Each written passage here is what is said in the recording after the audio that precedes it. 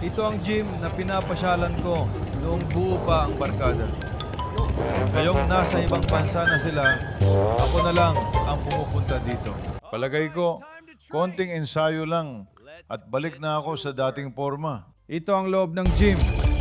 Marami nag-ensayo at may mga champion din naman sa boxing. Stretching lang muna, light workout. Mamaya na ako sa punching bag. Sino ka? Bago ka lang ba dito? Para ngayon lang kita nakita dito. Dati na rin, miss. Matagal lang hindi nalibot dito. Ganun ba? It seems like you are in a very good shape pa naman. Hindi halata na walang workout. Well, I try to stay disciplined. Ano yan?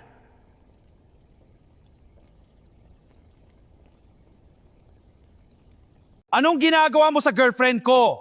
Mahiya ka man nandito ang boyfriend niya.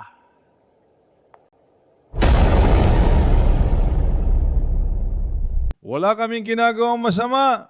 Nag-uusap lang naman kami. Huwag kang magalit, pare. Hindi ayos sa akin yan. Binabara ko mo ako.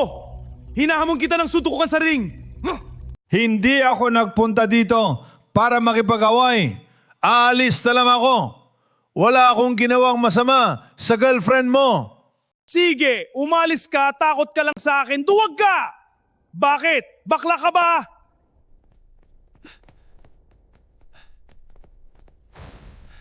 Hindi ako duwag at lalong hindi ako bakla.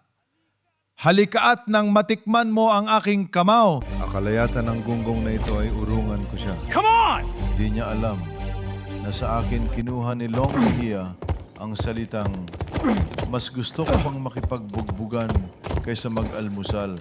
Hehehe. Ala, sige. At na makapag-practice, matagal ko nang miss ito. Tignan natin kung sino ang manghiram ng muka sa aso. Halabira. Pero teka, parang napapagod yata agad ako, ha?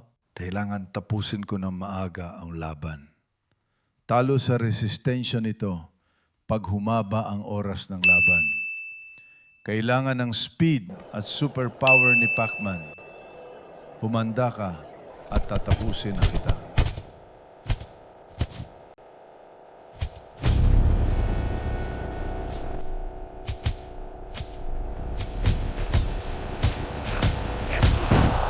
O ano pare ko, umiga ka na. Eh hindi pa nga ako nag-iinit. Maiya ka naman sa girlfriend mo. Ala, hindi ko nakasalanan kung sa akin sasabay umuwi itong magandang chicks na ito. Nananahimik akong mag-workout. Hahamunin ba naman ako? Sorry na lang sa kanya.